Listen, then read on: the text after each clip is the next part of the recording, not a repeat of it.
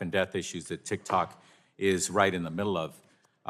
And also, what I'd like the witness to acknowledge is that it appears that Ms. Kamek, my colleague, brought up those two posters, and since then, TikTok has taken them down since then, not before then.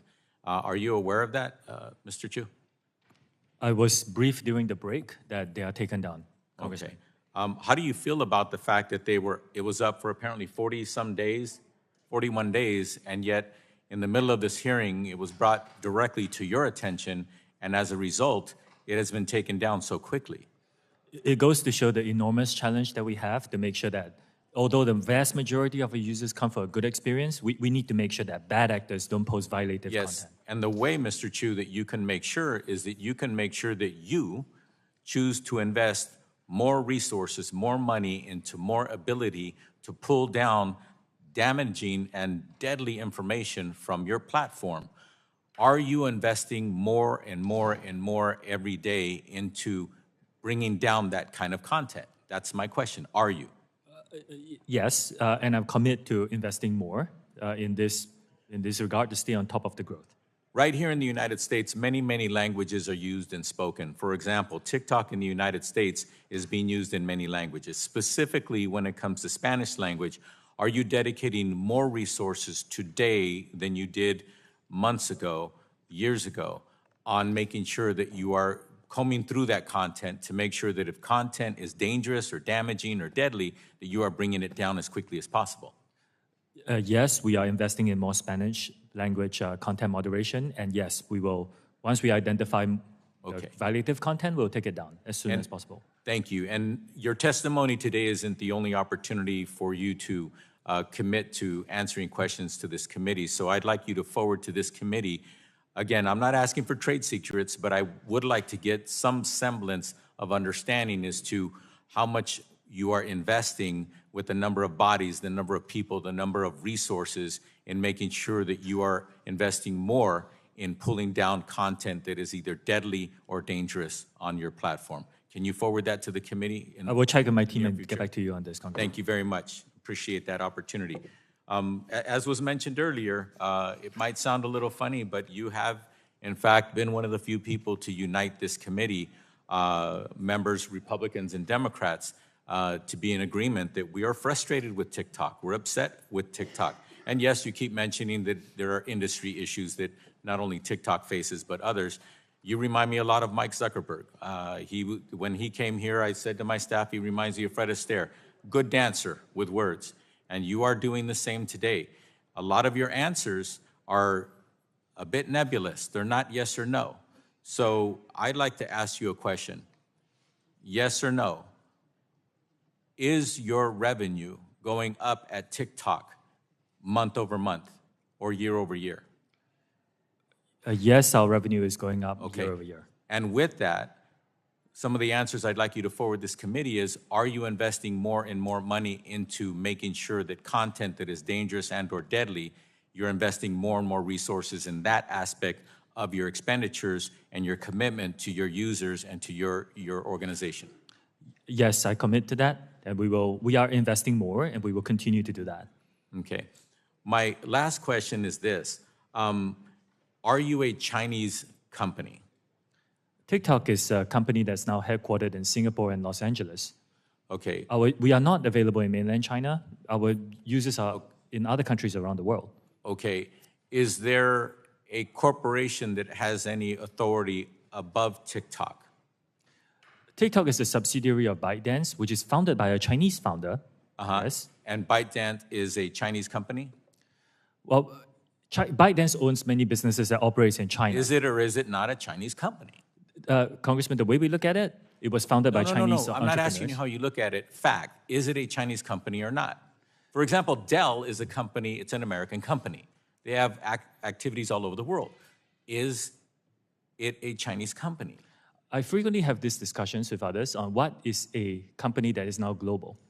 That's okay. I prefer you answer the question and stop dancing verbally on it. Madam Chair, my time has expired. Thank you very much. Gentleman yields back. Chair recognizes the gentleman from California, Mr. Obernolte. Well, thank you very much, Mr. Chu. It's nice to see you again. if I could just bring us back up to 30,000 feet for a second, I just want to talk about what we're afraid of here, what we fear might happen.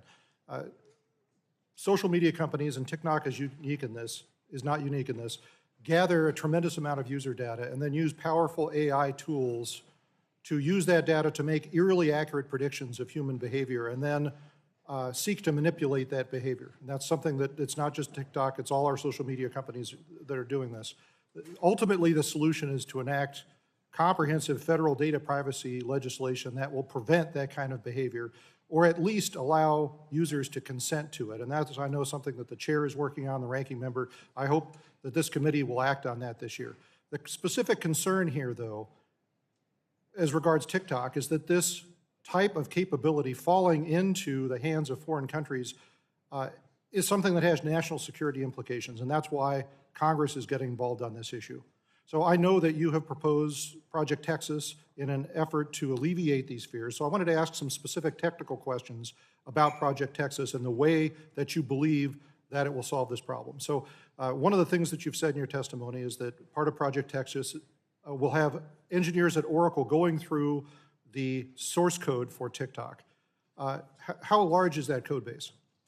Well, it's not small, but it's not just Oracle, Congressman. We are also inviting other third-party monitors. We're in the process of figuring out who the best Sure. So we're talking millions, tens of millions of lines of code? How big is the base? It is significant, but it's something that we believe can be done. And again, I want to say that I have not heard of another company, American or not, that has allowed for this to happen. But I mean, you're kind of at a unique position having to answer these concerns of Congress. So are they going through the code for just the app or the app and the server code? I can get back to you on the technical details, but it's comprehensive, including the software that powers a lot of the software that powers the experience. And how long will that review take? I need to get back to you on the timeline, but we are progressing quite well on Project Texas, and whenever we hit a milestone, I commit to be very transparent about it. Okay. So I'm wondering, because I'm also concerned as a software engineer about the process in which new code is introduced into the code base. Do you use a software configuration management system at TikTok? The way we plan for new code to be done is that even before the code becomes live, it has to be reviewed. The changes have to be reviewed by so the you're party talking monitors. about a code review. That was good. That was another question I had for you. So the code review, is it done with a team of engineers or just with a single engineer? Oh, it's going to be a team effort. Okay. Yeah. And that's going to be done at Oracle or elsewhere? It's going to be done in one of our transparency centers, so that we still need to make sure that the code itself is secure. And Okay. so yeah. What I'm hearing you say is that even though the code might be written by someone not in the United States, before the code is integrated, it'll be reviewed in a code review by a team of engineers within the United States? That's the plan. Okay, and this, back to the question about the software configuration management system, how do you manage the integration of that code change into the rest of the TikTok code base?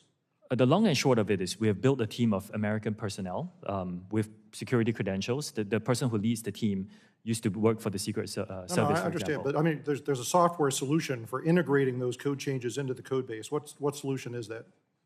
I will use need a to check commercial and one? get back to you on the Okay, details. well, Yeah. specifically what I'd like to know is to make sure that this isn't something that TikTok has created custom, which many companies do, because that would mean that you'd have to review the source code for that as well for security.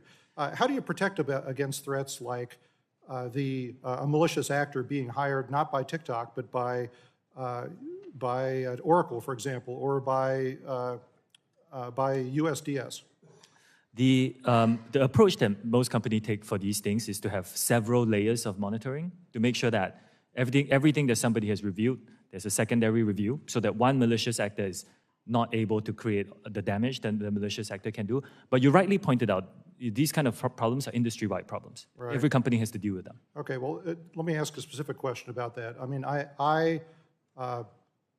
in thinking about if I were a malicious actor, a software engineer on one of your projects, how I would go about writing a malicious code. I wouldn't put it right there and say, hey, I'm malicious.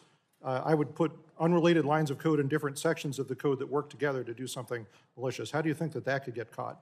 Again, we have to rely on third-party experts to help us with that. I think there are enough experts who can catch a lot of these things. The work on security globally, on all data security, is never perfect. Yeah, I understand. But we can have a lot of oversight to keep it safer than any other experience. I appreciate the effort.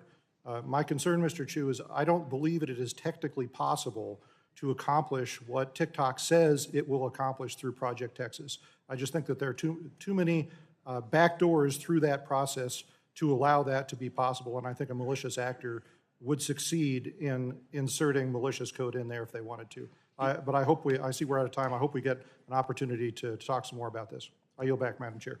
Gentleman yields back. Chair recognizes the gentlelady from Michigan, Mrs. Dingle, for 5 minutes. Thank you, Chairman Rogers and Ranking Member Pallone for holding this hearing, and to Mr. Shou for testifying here today. Your good news, you're halfway through with me. As screen time increases, so do inherent risks. And with the proliferation and popularity of new social media platforms, so does the potential reach of dangerous, provocative, and often harmful content. And my fear, the abuse of collected data. As a representative from the state of Michigan, I can speak from experience on how social media has been used to target members of the Michigan delegation, including a plot to kidnap our governor, and how it can be weaponized to perpetuate harms towards individuals and communities. And you saw firsthand how it targeted the chair of this committee. Today, many of my colleagues on both sides of the aisle have raised legitimate concerns about protecting children online, misinformation, and securing our data. Concerns that I share, and has been said by many of my colleagues, are bipartisanly shared. I think in many ways, these myriad of issues highlight the need for comprehensive data privacy, legislation that would ensure the safety and integrity of every American's data on every social media platform and mitigate potential harms. One important area of concern I have regarding data collection is geolocation data and how it can be abused. I've seen it abused. I have seen women die because it has been abused. This subject has dangerous implications for survivors of domestic violence, people seeking medical care, and protecting children from potential predators. Mr. Shou, in your testimony, you wrote that current versions of the app do not collect precise or approximate GPS information from U.S. users. Yes or no answers, please. Mr. Shou, have any prior versions of TikTok's app collected precise GPS information from U.S. users? Yes or no? Yes, from back in 2020, about 3 years ago. Are there currently TikTok users who still hold old versions of the app that collect precise GPS information from U.S. users? Yes or no? There could be, but that's a small percentage today. Still dangerous. Has TikTok at any time fed precise GPS information collected from U.S. users into algorithms to serve user ads? Yes or no? I will need to check on the details because we do not currently collect that. So I need to check on the details. Yeah, I'm sure there's a yes there. But has TikTok at any time fed precise GPS information collected from U.S. users into algorithms? I know I'm having talk today to make inferences about users? Yes or no? I'm not sure of the specifics. I'd like answers, yes or no, after this. Has TikTok at any time sold precise GPS information collected from U.S. users? Yes or no? We do not sell data to data brokers, if that's the question. And you've never done that? I do not believe so. Has TikTok at any time sold or shared with third parties or algorithmic inferences that were made using, in part or in whole, precise GPS information collected from U.S. users? Yes or no? Congressman, I need to check on these specifics. What I can tell you is right now we do not collect precise GPS location data in the United States. All right. Does TikTok still use inferences that were made using, in part or in whole, precise GPS information collected from U.S. users? I'm sorry, would you repeat that? Does TikTok still use inferences that you've gained that were made using, in part or in whole, precise GPS information collected from U.S. users in your algorithms? That will be a very technical question. I will have to check and get back to you. Has TikTok at any time provided the Chinese government with either precise GSP information collected from U.S. users or inferences made from that data? That I can give you a straight no. Mr. Chu, even if Congress were to ban TikTok, I'm concerned that China or others would still have access to U.S. consumer data by purchasing it through data brokers. Will you commit not to sell any of TikTok's data to data brokers now or in the future? We do not do that. We do not sell data to data brokers now. Will you commit to not do it in the future? There are certain members of our industry who do this. I think this has to be broad legislation to help us, the whole industry, address this problem. I think I'm out of time. Thank you, Madam Chair. I'll yield back. Gentlelady yields back. Chair yields 5 minutes to the gentleman from Alabama, Mr. Palmer. Thank you. When the Chinese Communist government bought a share of ByteDance, it's been described as the Chinese Communist government's way of quieter form of control, and that companies have little choice in selling a stake to the government if they want to stay in business. And what I'd like to know is when the Chinese Communist government moved to buy shares of ByteDance, were you informed beforehand, yes or no? No. Okay. Congressman ByteDance... Were you or anyone with TikTok asked for your opinion about the sale of shares of ByteDance to the Chinese Communist government? Yes or no? This hasn't happened. Did you or anyone employed by or affiliated with TikTok state any objections or concerns about the possibility of the Chinese Communist government, once they had shares in ByteDance, exercising control over content, using your platform for conducting misinformation campaigns, or restrictions ensuring nothing is posted that reflects badly on the Chinese Communist government, or for surveillance and data collection for use against anyone? Did any of you or anyone affiliated with TikTok raise any concerns about that? Congressman, we do not collect, we do not I promote. didn't ask you that. We do not yes or no. promote. Did you raise any concerns about it? Because that's why we're here. But we do not promote or remove I any didn't content ask at the you that. behalf of the Chinese government. Did you communicate in any form or fashion with the directors of ByteDance that there might be concerns about government control over content? Yes or no? You either did or you didn't? Congressman, You didn't. I just want to make this clear. We Let me do ask not you remove this. or promote content at the request of the Chinese TikTok government. insiders have already said that the company is tightly controlled by ByteDance. It even gets down to the hours they work. So obviously, you didn't say anything. There's a serious concern by Chinese companies, privately held companies, about doing anything against what the Chinese Communist government wants. I want to ask you this. Does TikTok screen against manipulative content from child predators, yes or no? Do we screen? Do you against? screen against them? Yeah, we do. This How child predator. about drug cartels? Drug cartels, child predatory content. You This is had all a violated. drug cartel that was engaged in a police chase with Spanish authorities, and they posted it on TikTok and got over 1 million views. Why wasn't that taken down? And are you doing it with human traffickers or terrorists? I mean, do you withhold content from nations that might be committing crimes against humanity? Yes or no? Congressman, our platform is Yes a place or of no? freedom of Yes or expression, no? and users I know come here. you and talk about that, but yes or no, do you screen against content from nations that commit crimes against humanity? Congressman, our users come and Yes or express, no? Our Yes or users no? come and present No, any points of views you that don't. they want, and it's a commitment to keep this Let free me ask from you this. interference Michael from any Beckerman, government. who is your vice president and head of public policy for the Americas, right? Is he part of the team that helped you prepare for this meeting, yes or no? Can I clarify who you mean? Michael Beckerman. Yes, he is. Okay, where is he at this moment? I'm sorry? Where is Mr. Beckerman at this moment? He's probably here. No, you know he's here. He's sitting right behind you. I want to know why, when Mr. Beckerman was on with Jake Tapper on CNN and asked repeatedly to condemn Chinese Communist government's treatment of the Uyghurs, When that treatment has been classified by the United States as a genocide, when a UN report classifies it as a crime against humanity, why, after multiple questions, Mr. Beckerman refused to address that? Are you afraid of the Chinese Communist government?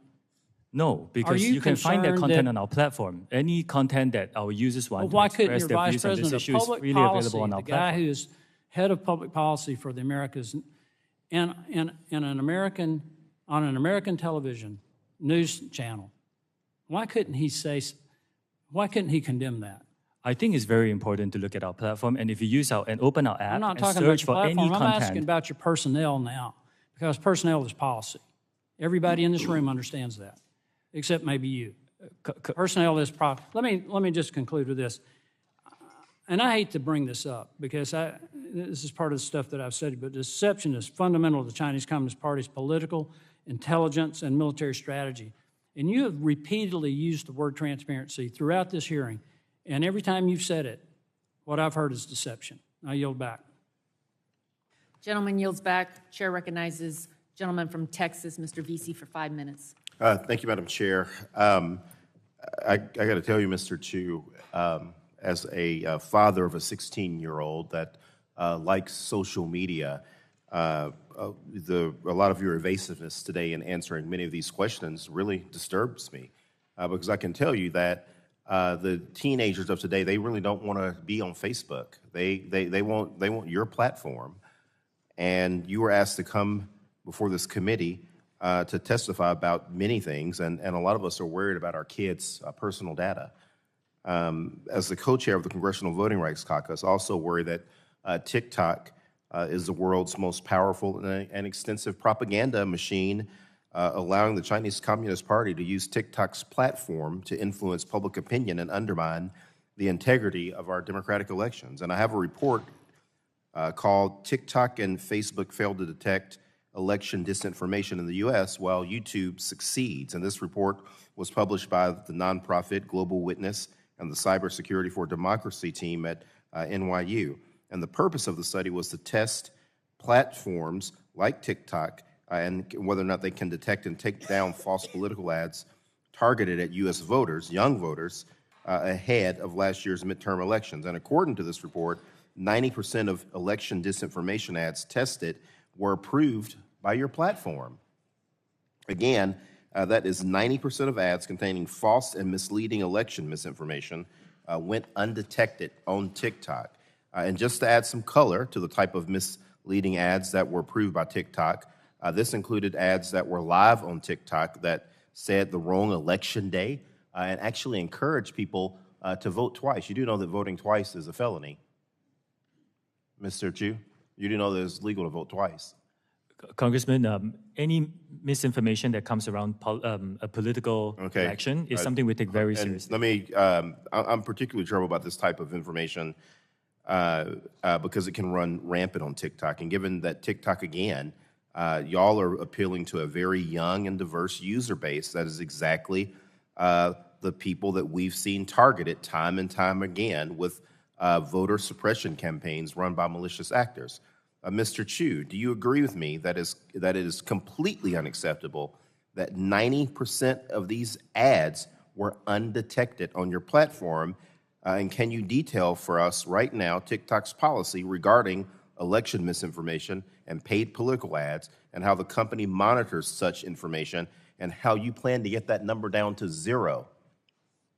Whilst TikTok is a place for our users to come and express their points of views freely, we do take misinformation, dangerous misinformation, particularly around an election, very seriously.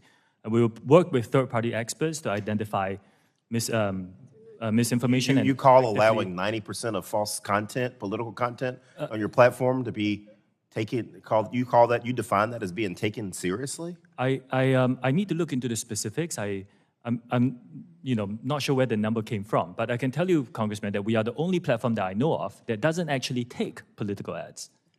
We don't accept money. I don't think other platforms can say that. Mr. Shou, can you detail how you responded to that report? Did you respond to that report that I just mentioned? I need to look at the specifics of the report, Congressman, and I can get back to you on that. All right. Mr. Chu, I want to shift to Project Texas. I know that we've discussed this initiative throughout today's hearing, but I want to dive deeper into your notion that promises about Project Texas should give us any confidence in TikTok's ability to localize U.S. data and discontinue access to that data to ByteDance employees in China. Why? Because we've already had a TikTok executive appear before Congress and give sworn testimony about the comfort that we should take in TikTok's U.S.-based resources.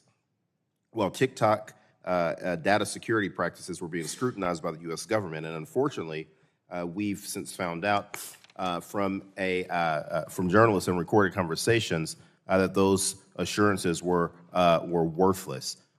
In your testimony, you also mentioned that Oracle has already begun inspecting TikTok's source code and has access to the platform's recommendation algorithm.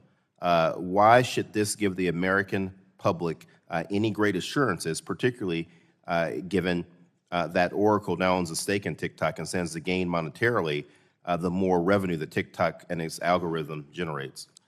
Congressman, not only is Project Texas unprecedented in our industry in protecting U.S. user data and interests, we are inviting third parties to come in and monitor this, and we will, be transparent in that process. And this is more beyond all companies that I know of in my industry. Thank you, Madam Chair. I'm out of time. Gentleman yields back. Chair recognizes the gentleman from Florida for 5 minutes, Mr. Dunn. Thank you very much, Madam Chair. Mr. Shou, I'm aware that on arriving in D.C. this week, you appeared on TikTok and boasted you had 150 million U.S. users, 5 million U.S. businesses. That represents a lot of data. You also referenced your appearance before this committee as a chance to share all that TikTok is doing to protect Americans using the app. Mr. Shou, has ByteDance spied on Americans at the direction of the Chinese Communist Party? No. Madam Chair, I'd like to enter into the record this October 20th, 22 Forbes article entitled TikTok Parent ByteDance Plan to Use TikTok to Monitor the Physical Location of Specific U.S. Citizens. Without objection, so ordered. Thank you. The project assigned this to a Beijing-led team, and they were going to follow individual American citizens. I ask you again, Mr. Shou, has ByteDance spied on American citizens? I don't think the spying is the right way to describe it. All right. This is ultimately... We can differ on this that. Is ultimately an internal Any investigation. TikTok or ByteDance data that is viewed, stored, or passes through China is subject to the laws of China, one-party authoritarian state hostile to all American standards of privacy. China's court system reports to and falls under the Chinese Communist Party. And like fentanyl analogs, which we all know are also manufactured in China, although they are illegal there, I fear TikTok will grow into a much bigger problem, a cancer, if you will. And I'm deeply worried that it may be too late to stop the spread of this cancer. Like fentanyl, another China export, which causes addiction and death, dangerous algorithms and Chinese Communist Party are not good for Americans, not good for our families, and definitely not good for the United States. Mr. Shou, prior to serving as the CFO of ByteDance, you served as a CFO and Director of Global Operations for Shou from 2015 to 21. Is that correct? Are you asking me in 2015? Very good. Would you mind repeating that, please? Madam Chair, I'd like to enter another article into evidence. This is from the National Cybersecurity Center in Lithuania. Without objection, so ordered. Thank you. This report outlines numerous data security risks, including how the privacy of European users was violated in clear cases of unauthorized collection of user data by Shou. This sounds exactly what many of my colleagues have been talking about today. Worse yet, the Shou phones sold to Europeans had a list of 449 words and phrases which would be automatically censored on the device. Censored phrases included the Voice of America and Democratic Movement, among others. This analysis was conducted on devices which were manufactured and sold to Europeans while you were the head of operations for Shou. It does not follow that you expect us to believe that you would not censor on behalf of the Chinese Communist Party, since you've already done so. I want to be unequivocal on this. We do not remove or reclaim my promote time. content on While behalf of the Chinese TikTok, in government. your words, strives to deliver on their mission to inspire creativity and bring joy to American users, I assure you that is not the mission or goal of the Chinese Communist Party, which runs the People's Republic of China, that TikTok's parent company, ByteDance, is domiciled in. Mr. Congressman, Xi, you can these are check with our straightforward users to things. see the world experience that they're deserves an getting. answer. You have not given straightforward answers. We don't find you credible on these things. With that, Madam Chair, I'd like to yield the balance. of my Congressman, you have given me to no Mr. time to Obernolte answer your of questions. California. I reject the characterizations. I yielded Who to are you Mr. yielding Obernolte. to, Dr. Dunn? Mr. Obernolte? Okay. Well, thank you, Madam Chair. Mr. Shou, I'd like to continue our discussion of Project Texas, if we could. Part of Project Texas is that engineers at Oracle will review the algorithms used by TikTok to confirm that they're free of foreign influence. I have a question about that because we're talking about AI, that's a very generic term. Do you use machine learning to influence the algorithms at TikTok? This gets very technical, and we have published several blogs about this, which I can forward to your team. Okay. But yes, it's mainly based on interest signals. Right, okay, Like, so, yeah. so here's my question. How could looking at the algorithm confirm that it's free from foreign influence? Because the algorithm is just a neural net architecture with inputs and outputs and weights, and how to train that. I mean, the influence is an external factor. So I'd appreciate it if you could give us, I see we're out of time again, a written answer to that. But again, I'm concerned that what you're proposing with Project Texas just doesn't have the technical capability of providing us the assurances that we need. I yield back, Madam Chair. Gentleman yields back. Chair recognizes Ms. Custer. Ms. Custer is not here. Ms. Barragon for 5 minutes. Thank you, Madam Chair. Mr. Shou, TikTok warns users when content is graphic or disturbing and labels state-affiliated media accounts to ensure the viewers aren't seeing propaganda. Does TikTok provide similar information to Spanish speakers, users, as well as English speakers? I believe so, Congressman. I will get back to you on that. Okay, and do you know if TikTok has a specific strategy for tackling Spanish language content that violates its trust and safety guidelines? We do. I will get back to you on the specifics on that. Okay. When offensive English language search terms or hashtags are blocked for violating community guidelines in English, is the Spanish translation of the term or the hashtag automatically blocked as well? I believe so, but let me check the specifics and get back to you. Do you have any idea how many people that you might have working at TikTok that addresses Spanish misinformation? I know ballpark, it's quite a significant team, but I can get back to you on the details. You said significant, so are you saying do you have a ballpark at all you can give us? Would you say it's like 10% of your force or more It's than? an important number, so I want to be precise, and I'll get back to you. Okay. Do you happen to know if a TikTok can effectively ensure that Spanish-speaking users between the ages of 13 and 17 are not being targeted by ads promoting harmful content? We have very strict policies for our users who are in the teenage age group, and regardless of what language they speak. So we want to make sure that they are given a very safe experience on our platform, regardless of the language they. Well, I know, I'm use just it. trying to I'm trying to ascertain resources you may be putting into Spanish-speaking and Spanish language. Last year, the Congressional Hispanic Caucus met with TikTok. This was one of the conversations, and a source of the discussion was addressing Spanish language disinformation and misinformation. It remains an urgent priority for the Congressional Hispanic Caucus as Hispanics across the country increasingly turn to social media for vital information. We heard earlier in this hearing that there was, video, there was a TikTok post threatening the chair of the committee, and it took some 40 days to take it down. So I guess I'm a little concerned if your team doesn't have the resources and the capability to flag that, what kind of capability is it going to have to bring down misinformation, disinformation to Spanish speakers, which I'm assuming is a smaller fraction of the workers that you have at TikTok? TikTok is a place for all our users to come and express their very diverse views, and we are open to all ethnicities, and we are open to all everyone to come here and freely express their views. So it is our commitment to make sure that the safety of those users, regardless of the language, and of course, the Spanish language user base is super important to us. Okay, we so need to you make sure can't- that we continue to Okay, invest so in that. you don't have an answer then. Okay, I will look forward in your coming back. We've heard a lot about the concerns about children who may be on TikTok. Mr. Shou, at what age do you think it would be appropriate for a young person to get on TikTok? We have 3 different experiences here in the United States. There is an experience for under 13s, which is highly restricted. I'm asking what you think would be the appropriate age to have a child get on TikTok.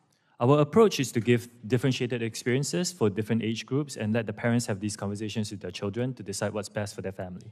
So you think that there is a sufficient safety mechanism for an 8-year-old to be able to access TikTok? An 8-year-old's experience on TikTok will be so highly restricted that every single piece of content he or she will see will be vetted by Common Sense, our third-party child safety expert, and the 8-year-old will not be able to post, and the 8-year-old will not be able to see any personalized feed and 0 advertising in that experience. So I believe, yes, it is the appropriate experience for an 8-year-old. Well, then why don't you let your 8-year-old child on TikTok? I have seen these news articles. I would like to address that. My kids live in Singapore, and in Singapore, we do not have the under 13 experience. If they lived here in the United States, I'll let them use the under 13 experience. Okay, so you're saying it's because of the country you live in doesn't have the same mechanisms. Is there a reason you don't have those same mechanisms everywhere? In principle, we want to provide a good experience for our users in general. We don't want to monetize from people who are under 13. In the US, we are COPPA compliant, and as part of that, we were deemed as I want to get these specifics right. We were deemed as a particular type of mixed audience app. Want to make sure that that's right. And as a result of that, we have to provide an experience to our under 13 users in this country as well. My time has expired. Thank you. I yield back. He yields back. Chair recognizes the gentleman from Utah, Mr. Curtis. Thank you, Madam Chair. Mr. Shou, my children are getting ready to run a marathon, and I noted during this hearing that they'll be running for about the same amount of time that you'll be sitting in that chair today. Unfortunately, I only get you for 5 minutes, so instead of a marathon, I'd like to do a sprint with you. And I want to go back up to that 30,000 feet level. Would you agree with me that Section 230 was created to protect platforms like yours from lawsuits when you distribute information? Don't overcomplicate it, just like 30,000 feet. Yeah. So then would you agree that there's a line drawn between publishers of information and distributors of information, specifically in the Section 230 language? I think 230 is a very complex topic. I understand, but remember, we're at 30,000 feet. So in short, your platform distributes content that other people's publish. One of the early challengers to Section 230 was when AOL refused to take down a post of somebody that had inappropriately associated a phone number with the Oklahoma City bombings. The courts ruled that AOL was not liable for that post because of Section 230. Now, I want you to do a hypothetical with me because I'm going to use the absurd to try to make a point here. Let's suppose hypothetically that AOL, instead of just posting that, actually wanted to magnify that voice, and so they took out an ad in the Wall Street Journal linking that phone number with the Oklahoma City bombing. And let's suppose they didn't stop there, but they went further, and they took out a Super Bowl ad linking that phone number with the Oklahoma City bombing. And let's suppose, hypothetically, they didn't stop there. They sent a flyer to every home in America linking that phone number to the bombing. And I guess the question is, would AOL have moved from a distributor to a publisher in this made-up example? Congressman, I think respectfully, I think everybody can see that they would. This is not a hard question. Moving that far away from the intent would have moved them to a publisher. So my question is platforms are protected because they post content, but I want this room to see, not just you, the protection has limits. And if AOL moves to a distributor instead of a publisher, they go outside of those limits. Now let's talk algorithms just super quickly. We've thrown that word around a lot today. Let me here again go 30,000 feet, and we'll use another platform so it's not sensitive. But Pinterest, I like to go on Pinterest. My wife and I are building a home, working on the yard right now. If you went on my Pinterest page, you would see swing sets and things made for my grandkids. Now, another hypothetical, let's suppose that there's some devious intent inside Pinterest, and they decide they want to influence John Curtis with these algorithms, and they want me to believe it's the end of the world. And all of a sudden now I'm buying bomb shelters instead of swing sets for my kids. Have they become a publisher and should not be protected from Section 230? And if you don't feel, I'm pretty sure the room understands that they have crossed this line, and you can tell me if you think they have or not. Congressman, I will have to study that specific example and get back to you. It's a hypothetical, but you can see at some point they've crossed the line and they have become a publisher and a distributor. So we've touched on this today, but I want to be super specific. Is it possible that TikTok had enough data, could get enough data on me that you could use artificial intelligence and your algorithms and machine learning to write an algorithm that could persuade me to change how I view a policy issue? Does that possibility exist? The way we look at it... 30,000 feet, we're on a sprint. I will stay very high level. Okay, the way yes. we look at it is our users come in and express whatever views they want. But that's not the point. The point is you could write an algorithm that would change. And we've actually seen, the Washington Post reported the Stop the Willow campaign shows how TikTokers are tackling climate change. I think that's all fine, right, and all good, unless somebody has interjected into that and magnified or diminished voices in that. And what I'm proposing to you today is that pushes them across the line from a distributor to a publisher if they make those decisions. Now, serious allegations have been made against your platform and others, many of them here today, and you're not new to these allegations.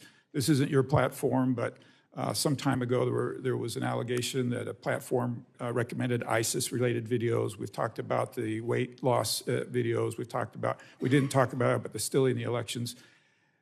Whatever the motivation, I'm trying to point out that as you move from a publisher, as you manipulate this data with algorithms, that you step out from the protections of Section 230. Do you see that logic? This is a very complex I understand it's very complex, but you see the logic. In your mind, has TikTok ever stepped across the line from a distributor to a publisher?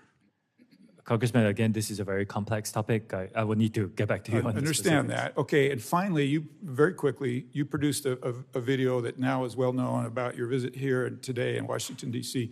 Can you tell me 100% that no TikTok employees manually manipulated that to get more views? I checked, and as far as I know, there was no boosting and heating. I went viral organically. Okay, Madam Chair, I'm sorry I'm out of time. I yield my time.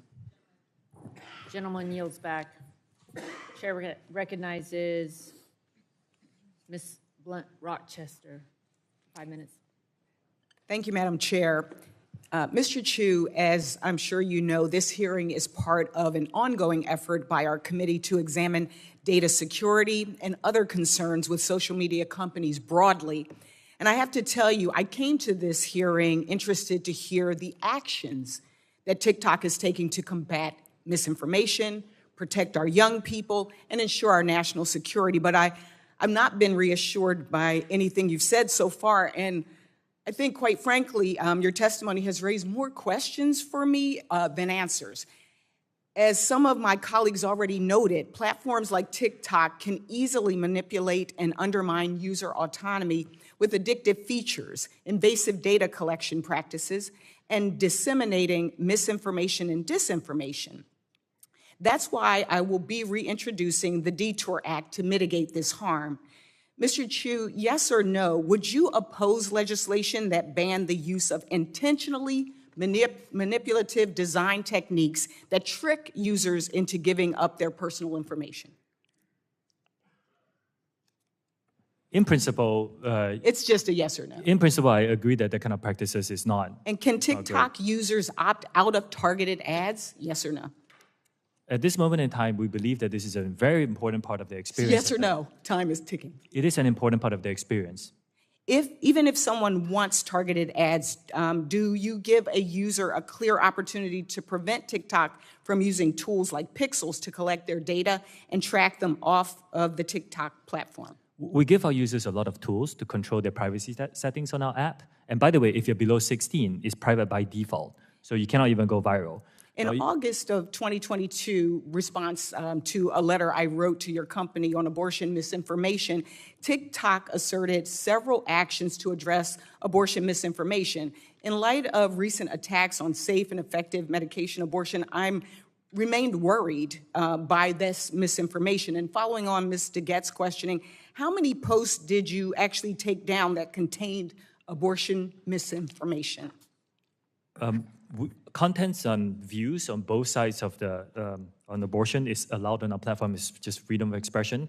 If it's dangerous misinformation, we rely on third-party experts to help us identify and remove them. I can get back to you on specifics. Yes, please get back with us on the specifics. Mr. Shou, in your testimony, you indicated TikTok has taken several steps to implement Project Texas. You've said you've spent, in your testimony, $1.5 billion. You've hired 1,500 full-time employees. Can I ask for some specifics about the implementation? This $1.5 billion, what was it used for? The employees, were they people that you already had that you just transferred over? And what types of roles will they have? Oh, okay. This $1.5 billion US is spread across many things, including the infrastructure we have to build, the migration of the data to a new cloud infrastructure, and all the third-party security partners that we're hiring, and of course the new employees. Now, this team will now be run by a gentleman who used to be this, who has spent his career as a chief security officer in other companies, and another gentleman who used to work, I believe, in if you could just follow up with us, that would be very helpful. I will. Because we would really like to understand the details. Where's the money going? How many people are, and what will they be doing? Okay. As I put just kind of a finer point on this, one of my concerns is that we came here hoping to hear some actions that would alleviate some of our concerns and our fears. We got family members. We have a lot of folks here that are constituents, that are content creators. And for us, we were looking for action. We wanted to make us feel like we really can trust, as you use the word. What I leave here with is thinking about the fact that your company is, I learned that you have personalized data advertising for kids as young as 13. And we've heard until Project Texas is supposedly stood up, engineers in China still have access to personal data. And that means engineers in China have access to personal data of 13-year-olds in the United States. And I think that really summarizes why you see so much bipartisan consensus and concern about your company. And I imagine that it's not going away anytime soon. Thank you, Madam Chair, and I yield back. Gentlelady yields back. Yield to the lady from Arizona, Ms. Lesko, for 5 minutes. Thank you, Madam Chair. Mr. Shou, do you agree that the Chinese government has persecuted the Uyghur population? Congresswoman, if you use our app and you open it, you will find our users who give all sorts of content. That's not my question. My question is, do you agree that the Chinese government has persecuted the Uyghur population? Well, it's deeply concerning to hear about all accounts of human rights abuse. My role here is to explain what our platform does on this. It's a pretty easy question. Do you agree that the Chinese government has persecuted the Uyghur population? Congresswoman, I'm here to describe TikTok and what we do as a platform. And as a platform, we allow our users to freely express their views on this issue and any other issue that matters to them. Well, you didn't answer the question. Earlier today, Chairman Rogers asked you, and I quote, "Have any moderation tools been used to remove content associated with the Uyghur genocide, yes or no?" Your answer, "We do not remove that kind of content." Yet, in 2019, TikTok suspended the account of Feroza Aziz, an American 17-year-old, after she put out a video about the Uyghur genocide. So your answer, sir, does not align with history. That particular case was a mismoderation. I believe that video had a picture of Osama bin Laden, so we thought it was content that was inappropriate. Yeah, I looked it up. That was a different post that they banned. I can get back on the banned. specifics, yes. My next question. India banned the use of TikTok in their country in 2020. New Zealand has banned the installation of TikTok on devices connected to the country's parliamentary network. Canada banned the installation of TikTok on government devices. The United Kingdom has banned the TikTok app from government-owned devices. Belgium banned the TikTok from government phones. The European Union banned the installation of TikTok on government devices. All cited security risks with the company's data collection and connection to the Chinese Communist Party.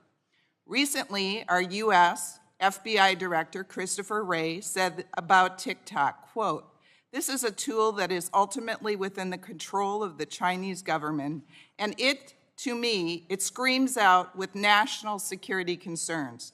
Mr. Shou, how can all of these countries and our own FBI director have been wrong? I think a lot of risks that are pointed out are hypothetical and theoretical risks. I have not seen any evidence. I'm, eagerly awaiting discussions where we can talk about evidence, and we then can address the concerns that are being raised. Yes, my next question revolves around an article. India banned TikTok in 2020. A March 21st Forbes article revealed how troves of personal data of Indian citizens who once used TikTok remain widely accessible to employees at the company and its Beijing-based parent ByteDance. A current TikTok employee told Forbes that nearly anyone with basic access to company tools, including employees in China, can easily look up the closest contacts and other sensitive information about any user. This current TikTok employee also said, quote, "If you want to start a movement, if you want to divide people, if you want to do any of the operation to influence the public on the app, you can just use that information to target those groups." Why would Mr. Shou, why would a current TikTok employee say this if it wasn't true? This is a recent article. I have asked my team to look into it. As far as I know, we have rigorous data access protocols. There's really no such thing where anybody can get access to tools. All right. So I disagree with a lot of the conclusions of that. Madam Chair, I request unanimous consent that the Forbes March 21st, 2023 article be added to the record. Without objection. And I would like to turn over the rest of my time to Mr. Abernoldi. Thank you, Madam Chair. Mr. Shou, I'd like to continue asking the question that we ran out of time last time. So as part of Project Texas, you're going to have engineers at Oracle review the algorithms, the machine learning algorithms that TikTok uses to ensure that they're free from foreign influence. But as you and I were discussing, reviewing the algorithms doesn't do anything. The algorithms were simple. That's not where the secret sauce is. The secret sauce is in the data used to train them and the outcomes that you're asking them to predict. Would you agree with that? No, I actually believe that with third-party monitoring, you can identify a lot of the motivation of the code. And with enough third-party expert, you can identify a lot of what the code is designed to do. But how would you verify that you couldn't ask the algorithm for a different outcome than the one that the rest of the source code is asking for? The algorithm will be trained with this. Again, it's very technical, but it will be trained based on weights, for example, and those are things that we can verify. What weights are you putting on likes? If you could give us a written response to that, I'd appreciate it because I'm interested. Thank you, Madam Chair. I yield back. Lady yields back, lady yields back. Chair recognizes for 5 minutes, gentleman from Florida, Mr. Soto. Thank you, Madam Chair. The genie's really out of the bottle on this now, so to speak. 150 million Americans are now on TikTok. That's almost half of America. They're expressing themselves in art and music, poetry, short film, comedy, among other creative expressions, and many of them are inspiring, talented young people. But we also on the committee recognize there's a darker side to it, right? Violence, adult themes, drug and alcohol, sexualization, suicide, all major issues on TikTok, but also Twitter, Facebook, YouTube, and other social media platforms. So the solution, as I see it, is to regulate TikTok and other social media platforms. And that job, Mr. Shou, as you know, really falls to us. There are real concerns, bipartisan common ground we've already had. We had a federal device ban that was voted on bipartisan in the omnibus, and I co-introduced a bill with my dear friend, Representative Kamek, about notices of that federal ban. Madam Chair, I think the first key is privacy. We have to pass the comprehensive legislation that got out of this community but eluded us in the last Congress. I'm really hoping we can get that done, and I'm really excited about hearing that from folks. The other thing is that TikTok needs to be an American company with American values and end its ties to the Chinese Communist Party. This is something that'll be critical as we look and go forward. And then three, we all agree we have to protect our kids. The committee should consider banning the use for children under 13 of not just TikTok, but all social media platforms, or at least empower parents. In addition, have rules of the road for teens that are 13 to 17 so that families can do what's right for their families. So for privacy, that's on us. Internet privacy is on us. As far as being an American company, Mr. Shou, as you know, the Committee on Foreign Investment in the United States at the Department of Treasury reviews foreign investment that affects national security. Right now, they've negotiated with your company about this Oracle setup that you've talked about, servers in an American company in America, in Texas, and then Oracle would monitor the algorithms. But pressure is mounting. So, Mr. Shou, would TikTok be prepared to divest from ByteDance and Chinese Communist Party ties if the Department of Treasury instructed you all to do so? Congressman, I said in my opening statement, I think we need to address the problem of privacy. I agree with you. I don't think ownership is the issue here. With a lot of respect, American social companies don't have a good track record with data privacy and user security. I mean, look at Facebook and Cambridge Analytica, just one example. So I do think that it is not about the ownership. It is a lot about making sure we have Project Texas, making sure that we're protecting and firewalling U.S. user data from unwanted foreign access, giving third parties to come in to have a look at this, and making sure that everybody is comfortable. We're giving transparency and third-party monitoring, and that's what we're doing for Project Texas. Well, I would at least encourage you all to start having the dialogue, should that be where the president and the Congress ends up going.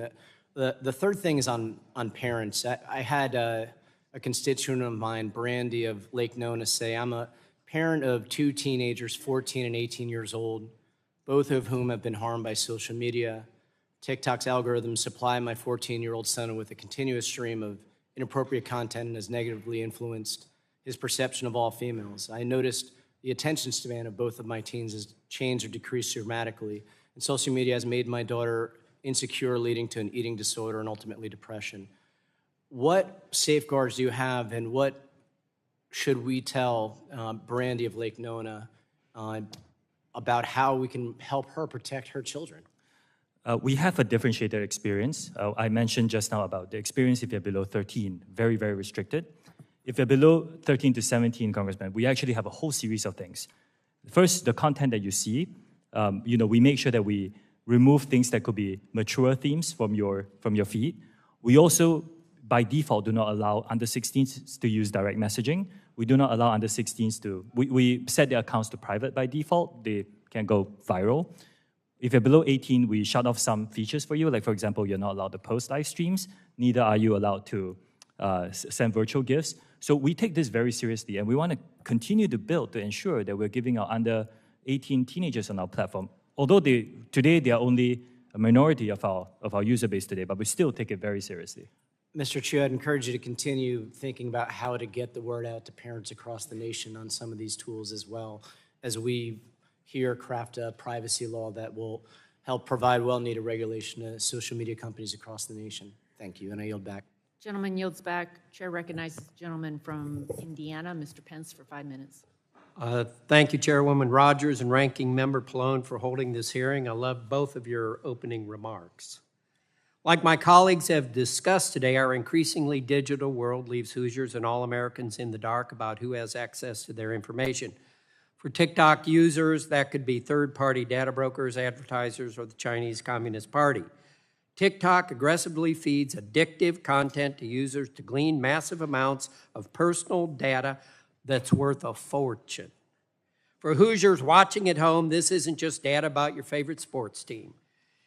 You know, if there really are 150 million users in the U.S., this suggests to me that the CCP has a finger on the pulse of almost half our nation's population. I find that hard to believe. But this week, I decided I would ask my constituents in southern Indiana to share their stories with me. Went out Monday night, and we got 800 responses in less than 12 hours, okay? Let me share a couple of those with you. One of my constituents shared, I quote, "I'm a mental health counselor. Most of my teenage clients are on TikTok. They spend hours online being negatively influenced by others. I have seen kids experience self-harm, gender dysphoria, and many mental illnesses they have picked up from TikTok. I will not allow my children to have TikTok. The creators know the algorithms are addicting our children. They know that children are suffering more anxiety and depression from screen time, but they do not care. They will not change their algorithms because it's financially lucrative for them to keep their kids addicted." Another parent said, "We let our daughter try it out. The feed was continuously suggesting sexually explicit, stupid, and vulgar videos. We discontinued it within a week." And there's been many more. Like I said, 800, okay? In your testimony, Mr. Shou, you walked through a number of supposed actions taken by your company to create a safe environment and empower parents to oversee content shown to their children. But virtually everything we've heard reflects the opposite, and some of your answers are a little confusing. You know, all of those sitting here and maybe watching on C-SPAN, this is the 32nd hearing we have held about privacy and big tech. Each hearing I've been part of, we've heard the same stories about our constituents' experience and the same promises for big tech to do better. The truth of the matter is this disgusting and dangerous content littered across your platform is not justifiable, and it's uncontrollable. Americans' data is not safe, and big tech is doing nothing to protect it. Putting aside the dangers of the CCP involvement, and after these 32 hearings, I believe it's actually time to change the narrative, change the focus, and change the outcome by talking about the money you're making at TikTok. Mr. Shou, I have a question. How much revenue is generated per user? Congressman, Private company, and you're not going to tell me. Yes. Does each user receive a comparable benefit for the amount of profit their data brings to your company? We do share some revenue with some creators who produce, say, 1 minute plus informative content. When am I going to get paid for the data that you are selling, or you're getting revenue from advertisers? When am I going to get paid for the data you're getting from my children, my grandchildren, my neighbors? I think that's the only way to get your attention, is talk about the money you're making, and maybe that'll get you all to do what you're supposed to do. I respect and understand your opinion. The vast majority of our users have a great experience. I sent a video recently as well. I got hundreds of thousands of comments. But what am I getting? It's a great experience. What about these 800 bad experiences that people in the Indiana 6th District have been getting? We will look into them, and a lot of You're going to look into it, but this is a 30-second big tech hearing, and you're always going to look at it. Frankly, I think you're all stalling is what you're doing. You're just trying to buy time while you're making the $18 billion, perhaps, whatever you're making. The majority of our users have a great experience on our platform. It is our duty to keep it safe. I agree with you. That's why our commitment is to make sure that safety is a priority for us. I think it's your duty to pay attention to what you're doing, and maybe you paying people for the information that you're getting from her is a way to get that done. Thank you. Yield back. Gentleman yields back. Chair recognizes gentlelady from Washington, Ms. Schreier, for 5 minutes. Thank you for being here, Mr. Shou. I'm really concerned about everything that we are hearing in this conversation today, and I appreciate your good intentions, but the actions are really falling short. As a pediatrician and the parent of a teenager, I'm particularly concerned about how social media generally, and TikTok specifically, is affecting our kids and teens. We just heard a lot about this from testimony from a psychologist. Last year, the American Academy of Pediatrics sounded the alarm about our children's mental health crisis. And as a pediatrician, I know this has been going on for more than a decade. In fact, it tracks perfectly with social media engagement. And during the pandemic, teens who are missing out on in-person interactions turned even more to social media to connect with friends. Social media is designed to be addicting. That's the business model. And your platform is the most addictive of all. And this endless, mindless scrolling takes teens away from human relationships. And here's what's important. It keeps teens awake all night, well past their bedtime, at a time in their lives when sleep is critical for brain and physical development. In fact, sleep deprivation alone, ignoring even content alone, can cause depression, anxiety, social withdrawal, inattention, poor coping skills, and academic failure. So, Mr. Shou, I just want to follow up a little bit on what my colleague, Mr. Sarbanes, was discussing. It is your business model to keep eyes on the app, to keep it addictive. I know you likely have experts who have advised you on how to design this to keep those eyes on your platform for the longest possible time. So I want to know if you have psychologists or other health experts on staff looking at screen time, hours of use, and sleep. We worked with the Digital Wellness Lab, Congresswoman, and at the Boston Children's Hospital, and we came up with a 60-minute default limit for any users under 18. We were the first to do it in our industry. That is an opt-out, and I can tell you, they're going to immediately opt out. It is addictive. It's We also give tools. Asking a chain smoker not to take the next cigarette. It is not going to happen. And by the way, so first I have a question, then I'll go back to Boston Children's. Mr. Sarbanes asked earlier, what is the percentage of teens who actually adhere to the 60-minute limit? I would need to check on those numbers and get back to you on specifics. I'd appreciate those numbers. Yes. I'm guessing it is an incredibly low percentage who actually heed that. Now, as far as Boston Children's goes, I know you're referring to them as a source for these ideas about go outside, get some air, take some time out. But I can tell you as a pediatrician, I'm guessing their suggestions were a little stronger than that. And so I'm wondering what is the next step? What are you doing when you find out that almost nobody is really opting out after 60 minutes to take this burden off of the kids and off of the parents and change your algorithms to make them not so hooked?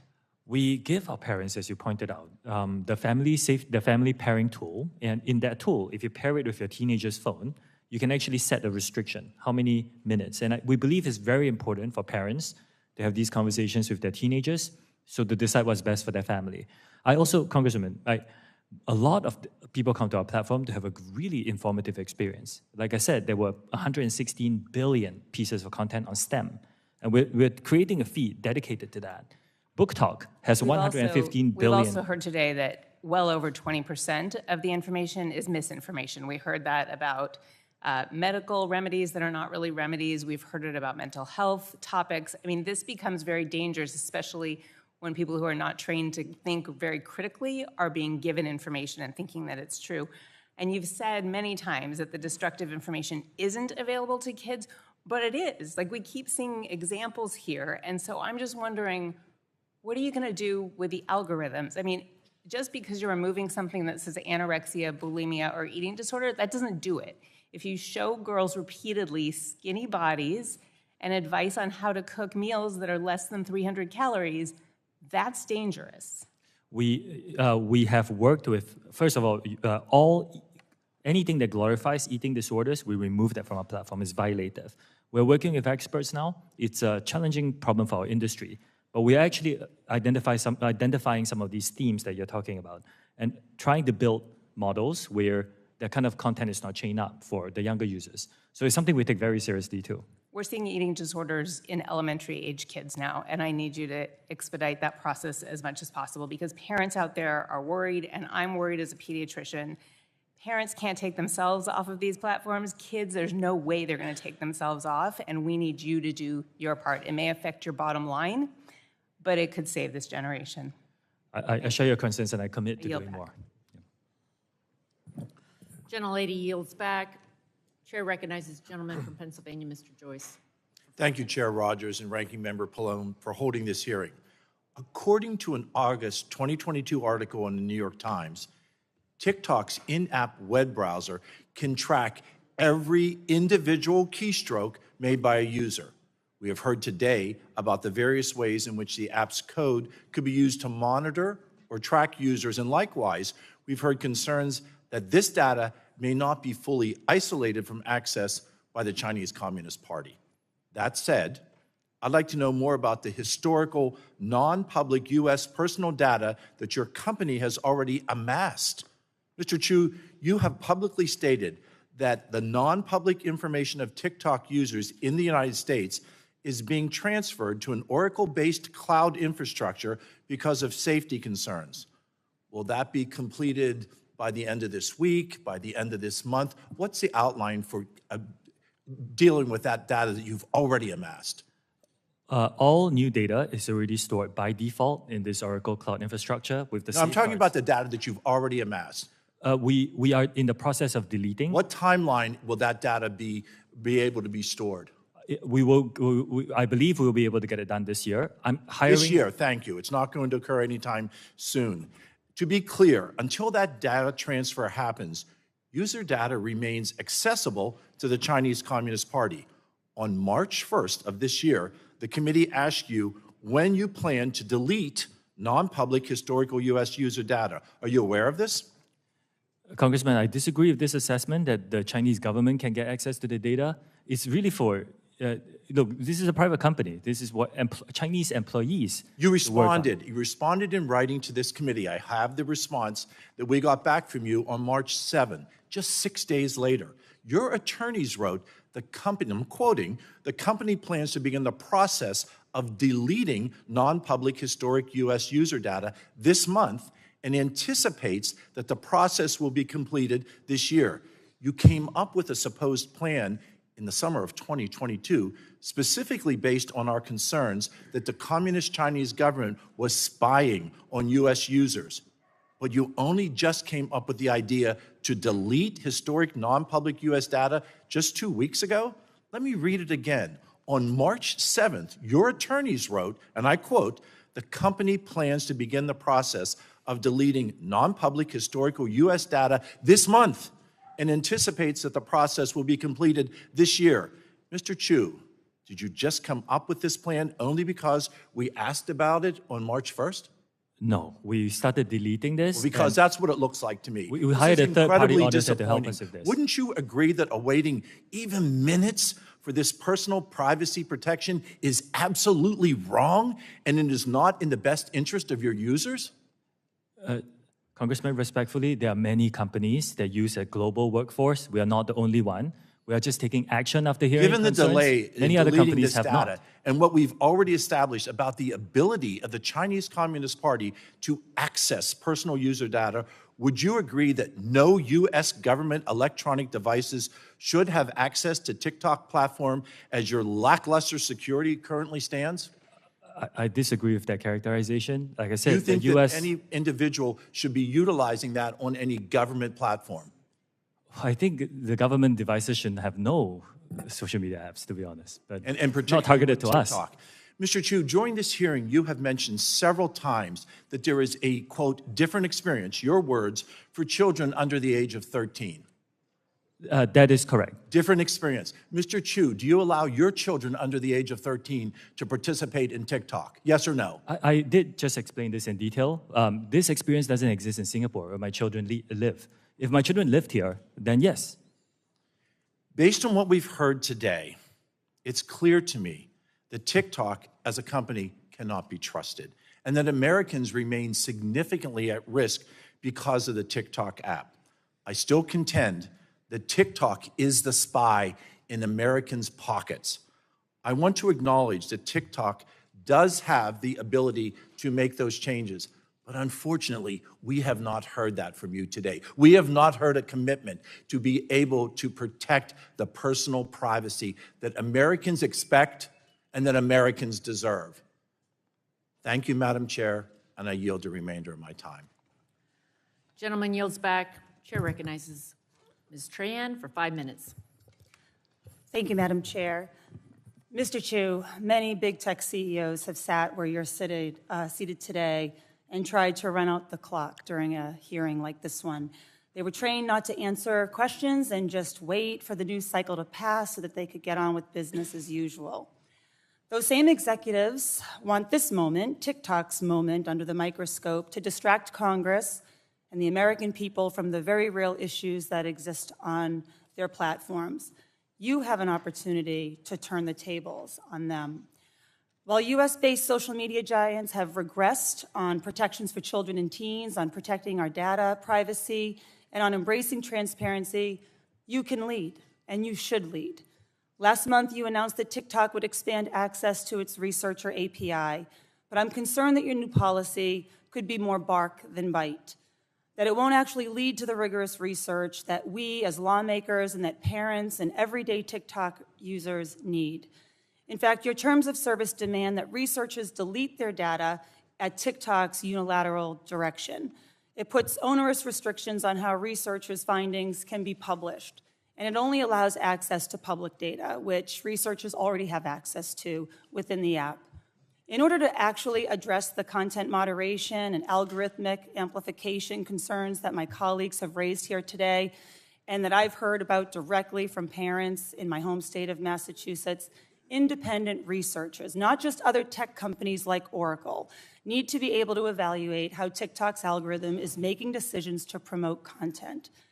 Mr. Chu, will you commit to expanding your API to include data that would let researchers investigate how your algorithm is pushing content to users, whether it's showing up on your For You page, the hashtag page, or somewhere else? We are, one of the commitments I gave in the opening statement is a commitment to transparency and third-party monitoring. So, Congresswoman, I will look into the details of that and get back to you. And as well as the algorithm, including data on what types of users were targeted by the algorithm so that researchers can fully understand what content is being prioritized and who it's being pushed to. Again, we have a commitment to transparency. These are very important questions, and I will get back to you on the specifics. Under this same proposal, you require that researchers give TikTok, quote, worldwide, free, non-exclusive, and perpetual, end quote, rights to their papers. This threatens to clash directly with well-established practices of exclusive publication rights in research journals. Mr. Chu, why does TikTok need those rights? I would need to get back to you on that specifics, if that's okay. Yes, I don't see how we can expect researchers to do their work under these terms and then tout transparency. I'm going to shift gears with the time that I have remaining, Mr. Chu. I'd like to talk about TikTok's efforts to protect children and young users. In 2021, the UK's Age-Appropriate Design Code went into effect, mandating 15 standards that companies like you need to follow to protect children on your platform. You still operate in the United Kingdom, which means you should be in compliance with this code. So my question is simple. Will you commit to extending the protections currently afforded children in the UK to the millions of kids and teens who use your app here in the United States? We take the safety of the younger users on our platform very seriously. This is a good way to prove it. Every country is a little bit different in context, and let me look at the specifics and bring some of the best practices across the world. But well, those best practices are they're being executed around the world. We just want the same for our kids here in the United States. I mean, Mr. Chu, when we spoke a couple of weeks ago, you indicated interest in taking steps to earn trust, our trust. And to me, it hasn't happened today so far. But rather, you've ducked behind industry standards and comparables to your competitors, which we know are woefully insufficient. I strongly urge you to consider these terms, these commitments, make the case for why you're different from your American competitors, and do better than them on transparency, which you've mentioned countless times today, but which we don't really have anything tangible to point to. Yes, I don't want to make excuses for our industry or ourselves. I think there's a lot of work that needs to be done. We take this very seriously. Nothing is not perfect. We need to keep investing to stay ahead of our growth. So I agree that we need to prioritize safety and continue to do that as part of our company. And Well, I'll look forward to getting back your comments and your commitments and those updated terms of service when you write back to the committee. Thank you, Madam Chair. I yield back. Gentlelady yields back. Chair recognizes the gentleman from North Dakota, Mr. Armstrong, for 5 minutes. Thank you, Madam Chair. You know, we've heard a lot today about the procedural safeguards, independent code review, server locations, and the corporate independence between ByteDance and the CCP. But I think there's something else a little more telling. You know, when you were asked about Chinese censorship, you pivoted immediately to drug use in Singapore. You have absolutely tied yourself in knots to avoid criticizing the CCP's treatment of the Uyghur population. And I think it begs the first question, before we ever get to Project Texas, which I'll get to in a section. If the CCP demanded that ByteDance hand over all of the data that they had on U.S. users in their possession, and ByteDance refused, I wonder what would happen. I wonder if Jack Ma might have an opinion on that, and I wonder if he'd be allowed to give it. But let's talk about Project Texas for a second. Project Texas envisions a new US-based TikTok subsidiary. You have stated that this arrangement is unprecedented. I'd argue the reason it's unprecedented is because it requires continual oversight and monitoring by the US of a private business because it poses a national security threat. The new subsidiary's board would report to and be approved by CFIUS. CFIUS will also specify hiring requirements as well as interact with Oracle as it performs its data role. That is an extraordinary corporate governance structure. I have questions whether it complies with corporate law and fiduciary duty to shareholders. Yet the core concern is that the proposes unparalleled integration with the US government with a private company, which will require significant government resources. All of that to allow a continued operation of a social media platform that has serious national security implications. And CFIUS's workloads already dramatically increased in recent years, with a 30% increase in declarations and a 45% increase in joint voluntary notices. And there's bipartisan consensus that CFIUS needs to be expanded as we speak. Mr. Shou, can you identify a similar corporate arrangement that requires federal government to expand such resources to monitor an alleged data privacy and national security risk? Congressman, I'm not an expert on this matter. I believe that there are certain similar arrangements, but I'm not the expert on this matter. Well, the only one I could find was the UK created the Huawei Cybersecurity Evaluation Center in 2010 to assess Huawei's tech and to detect malicious activity and guard UK's networks. That's worked so well that the United Kingdom is now planning on kicking Huawei out of Great Britain. You stated that TikTok has invested $1.5 billion in Project Texas. Are you aware of any discussions or proposals that entail TikTok funding or offsetting the costs of CFIUS' role? Those discussions are, I need to get back on the specifics, but I can tell you, yes, we did spend approximately $1.5 billion on our side. You spent $1.5 billion on Project Texas. But do you have you agree that if CFIUS takes on this role, they're going to need a massive influx of dollars and human resources, right?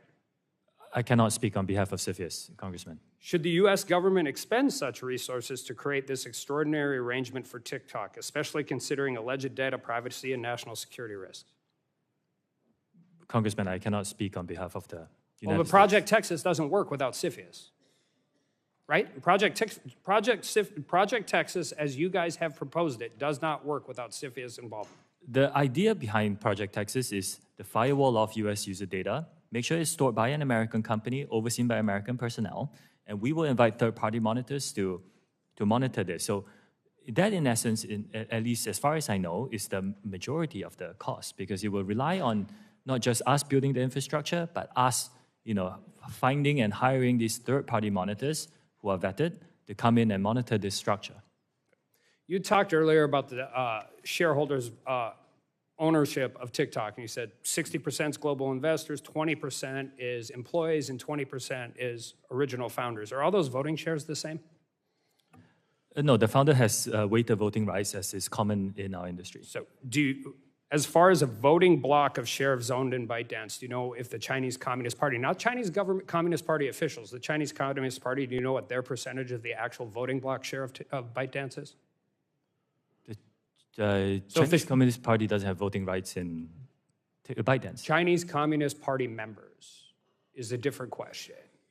I Do the founders control the voting bloc of ByteDance's shares? I do know that the founder himself is not a member of the Communist Party, but we don't know the political affiliation of our employees because that's not something we ask. Does the Chinese government know the political affiliation of their Chinese citizens? I cannot answer that question on their behalf. I yield back.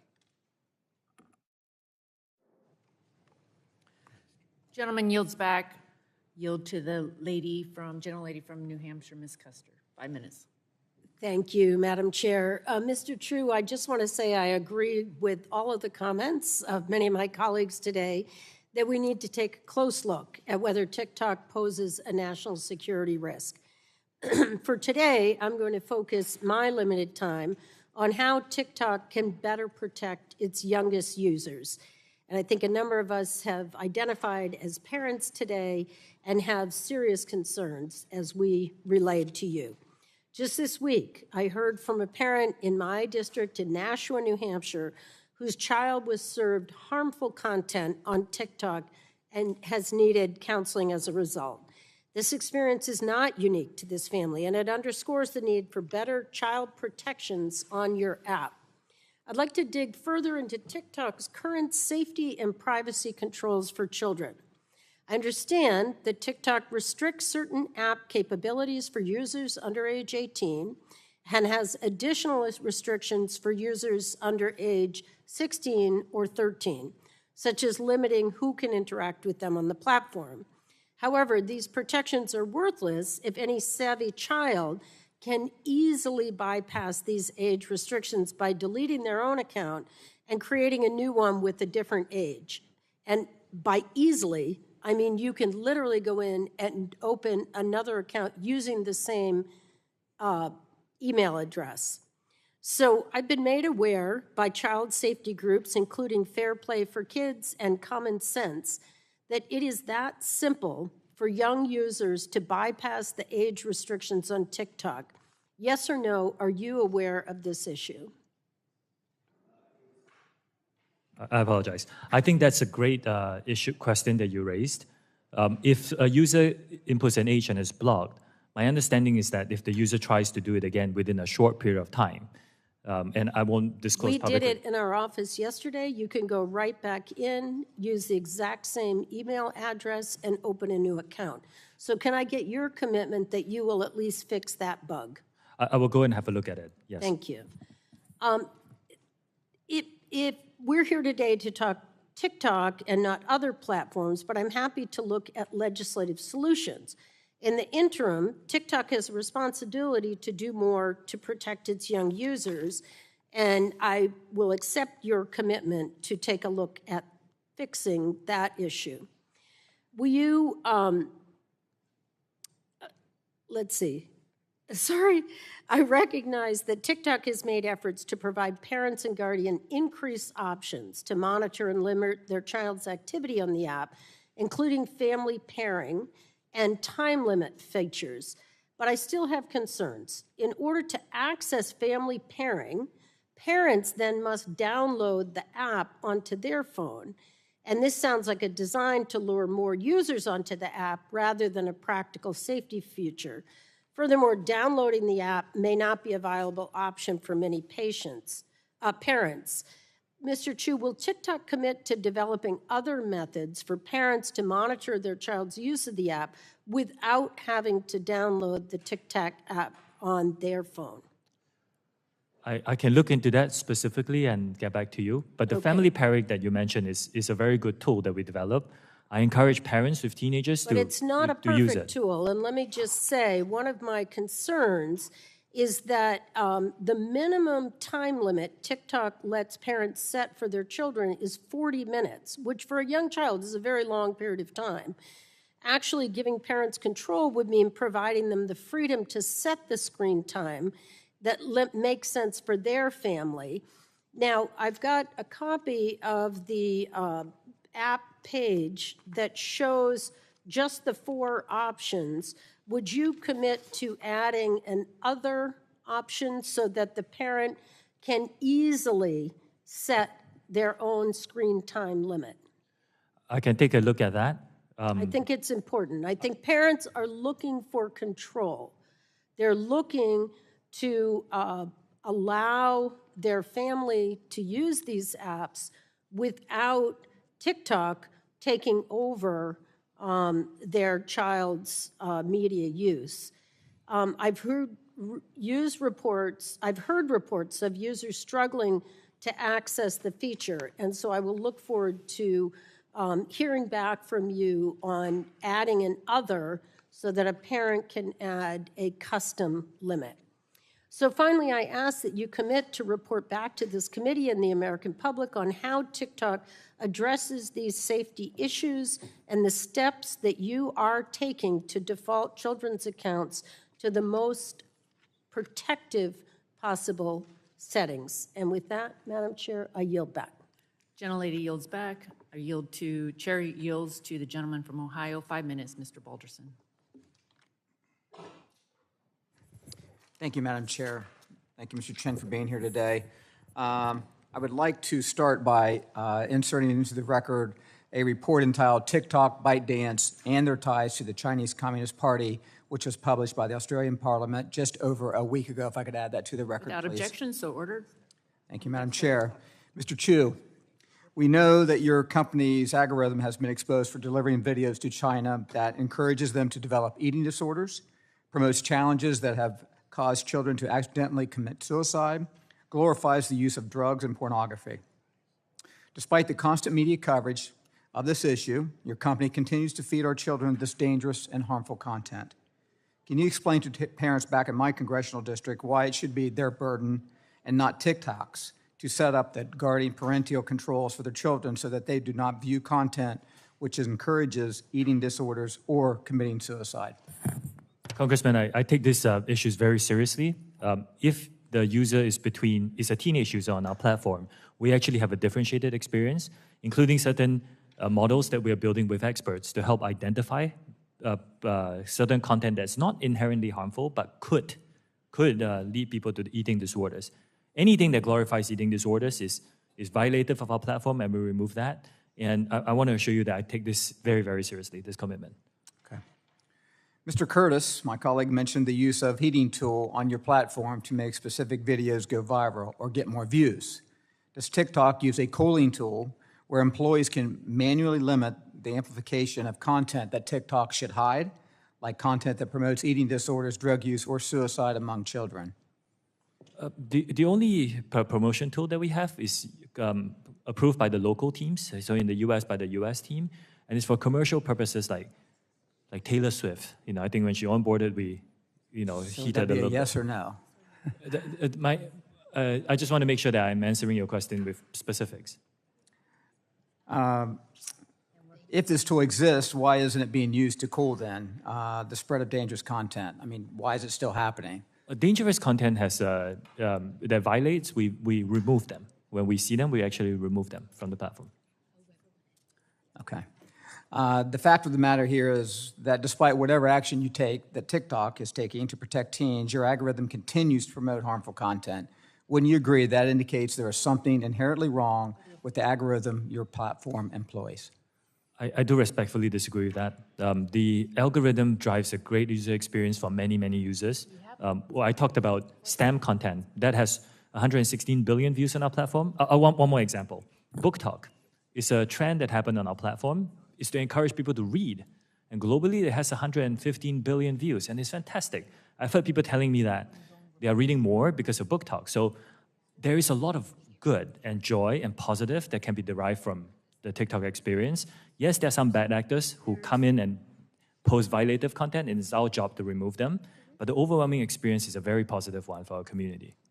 But if it's your job to remove them, it's been said many times here today about the 41 days that video stood up with addressing the chairwoman.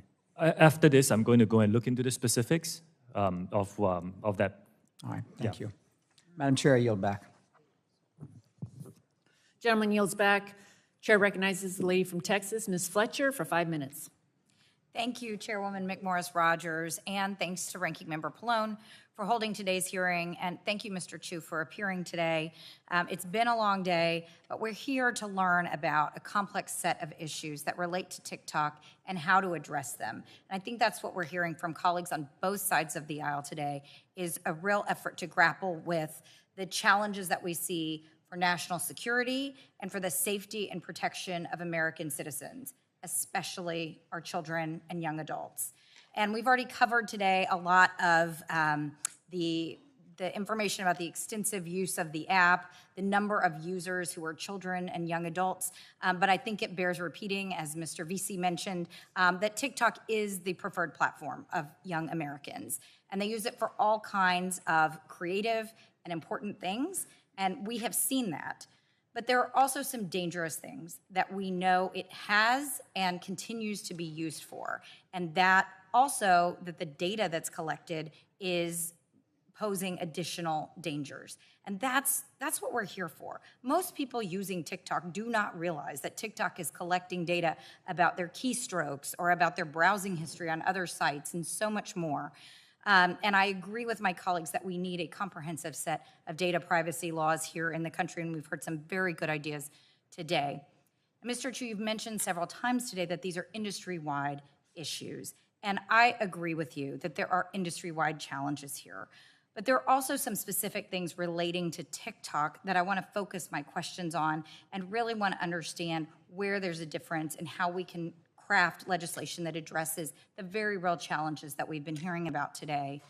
As you know, states across the country have joined an ongoing investigation into possible violations of consumer protection laws by TikTok as they pertain to TikTok's effect on the mental health of American children and teenagers.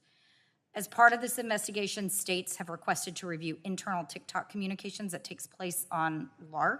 That's TikTok's primary instant messaging system. Is that right? Yes.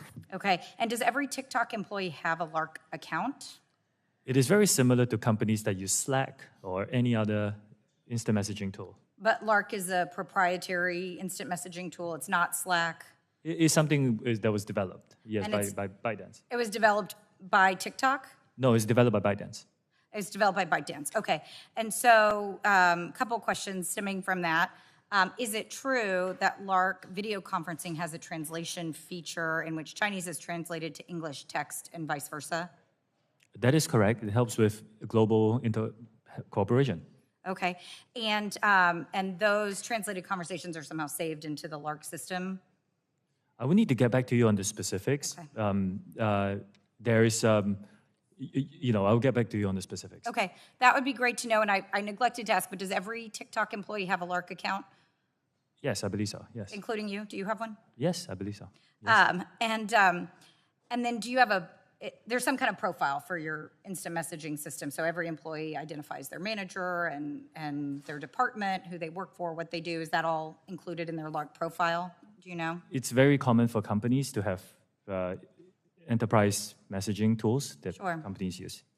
It does, and I guess I'm asking specifically about LARC since it's specific to TikTok, whether it includes information like identifying who, for example, your manager is. Do you know whether that's something that's identified in LARC? Yes, again, some of these HR features are built into a lot of enterprise tools that we use, and yeah. So like for your own profile, does it identify who your manager is? Yes, it does. And who does it identify as your manager? I report to the CEO of ByteDance. Okay, and so that is Zhang Yiming. Is that identified as your manager? That's the former CEO. He has stepped down from the board and as the CEO, yes. Okay, so Mr. Rubo is identified now as your manager on yes. The system? Okay. And as you mentioned, it was developed by ByteDance, so it's not just used by TikTok employees, it's also used by ByteDance employees, is that right? Also by other companies now. I think LARC is selling it, and it's a good tool for instant messaging. So LARC is available to third parties outside of the ByteDance system as well, like yes. Slack? And do you personally ever use LARC to communicate with ByteDance? With employees at ByteDance? Yes, I do. You do, okay. Well, I'm running out of time, and I'm sorry to say, because this is really interesting. I do think it underscores some of the concerns that have been raised in this hearing. So I think it's clear we have work we need to continue to do here in the Congress to address data protection and privacy. And with that, Madam Chairwoman, I thank you, and I will yield back. Gentlelady yields back. The committee stands in recess and will reconvene immediately following the third vote being called.